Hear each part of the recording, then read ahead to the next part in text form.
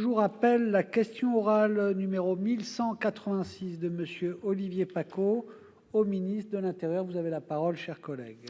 Merci Monsieur le Président, Monsieur le Ministre. À l'heure des technologies connectées toujours plus précises, n'est-il pas cocasse que quasiment aucune commune de France ne soit en mesure de connaître le chiffre exact de ses habitants? Pourquoi?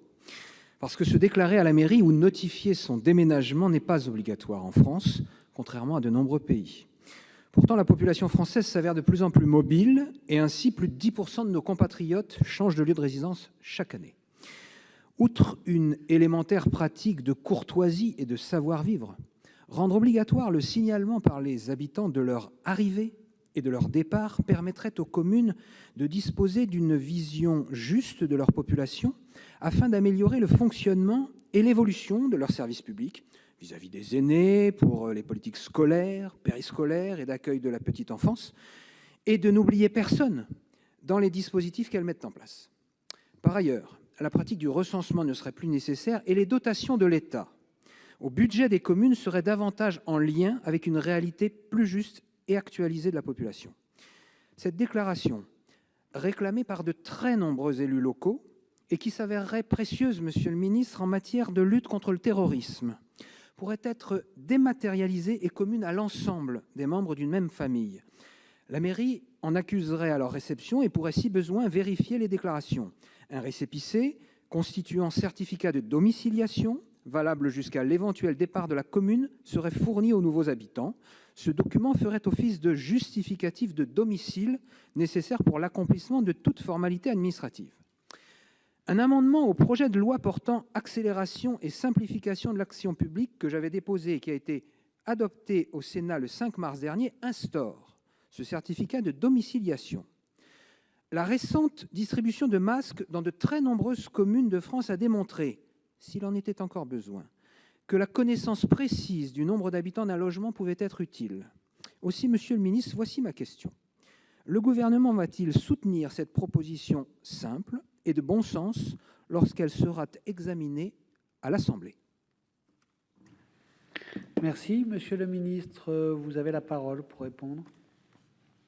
Monsieur le Président, Mesdames et Messieurs les sénateurs, Monsieur le sénateur, vous m'interrogez sur la mise en place d'un nouveau dispositif visant à contraindre l'ensemble de nos concitoyens à se déclarer en mairie, une proposition qui a fait l'objet, comme vous le soulignez, d'un débat ici même lors de l'examen d'un projet de loi d'accélération et de simplification de l'action publique.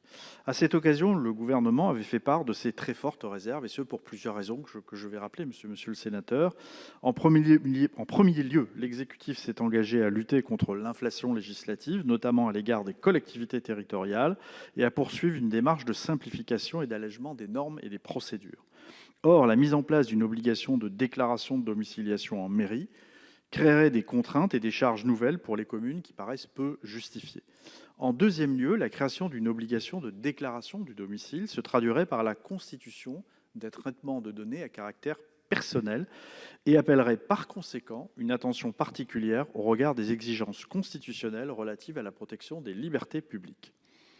En effet, le cadre juridique national et européen applicable au traitement de données à caractère personnel précise que les données sont collectées pour des finalités qui doivent être déterminées, explicites et légitimes. Il en résulte qu'un tel fichier devrait avoir des finalités limitées et conformes à ce cadre juridique et ne pourrait être justifié par son existence même. En troisième lieu, vous présentez cette obligation de déclaration comme un outil permettant d'effectuer un recensement de la population française. Or, le recensement effectué par l'INSEE est déjà pleinement satisfaisant.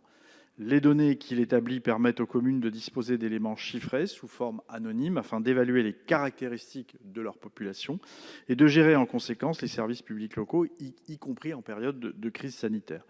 Pour l'ensemble de ces motifs, monsieur le sénateur, le gouvernement reste défavorable à ce dispositif. Merci. Vous avez encore 17 secondes si vous voulez une brève réponse. Merci beaucoup. Monsieur le ministre, j'ai bien entendu votre réponse, qui était dans la lignée de ce que votre collègue avait dit au mois de mars. Simplement, c'est une demande des élus locaux, c'est une demande des élus des petites communes. Par ailleurs, vous me parlez de la CNIL, mais vous avez quand même souligné que ça existait dans plein d'autres pays d'Europe. Enfin, je l'ai dit aussi, mais vous l'avez dit. Donc, ce qui est valable dans d'autres pays et qui n'a pas été jugé négatif par la réglementation européenne pourrait très bien l'être aussi en France. Voilà. Et j'insiste une dernière fois, c'est une demande des élus locaux.